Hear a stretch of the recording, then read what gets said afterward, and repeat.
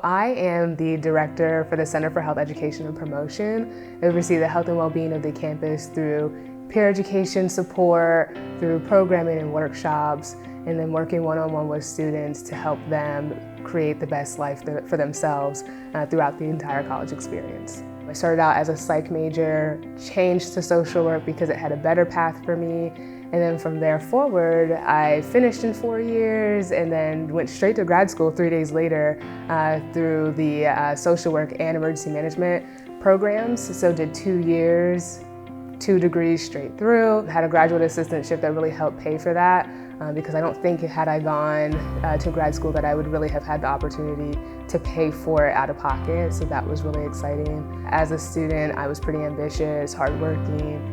I was definitely someone who did things last minute. I learned not to do that. When it came to grad school, that last minute work doesn't always mean great work. Along the way, I got to have a nephew, and that was really exciting for me. But then less than a year later, my mother passed away right before I graduated my undergrad. So it made things really difficult. It made a lot of people question what I was gonna do with 2 months left to graduate. For me, in the conversation I had with my mother before she passed, it was to keep going. Everything in my world was just upside down. When things like that happen, you don't know what you're going to do. You don't have the support at home. My mother was my only parent. You know, grief gets small over time, but it never really disappears. And so I had to make a decision. I'm still here. Though my mother's not, there are a lot of things that I needed to continue doing. I needed to continue living. I still had a nephew, I still had siblings, I still had family, and I couldn't just stop where I was at. And so those things helped me persevere. The only thing that was really my steady pace for me, or that one place I called home, was the track. Because that was the one place I could say and have control over when I came back to campus. I'm definitely one of those people that the more I have on my plate, the more I'm gonna push forward. The promises that I made, I stuck to.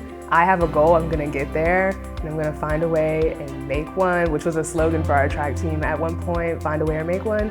And that's what I did. I was gonna get both of those master's degrees, whether I was going to be, crawling to the stage to get those degrees at the end. 3 weeks after I graduated grad school, I had gotten this position as interim assistant director.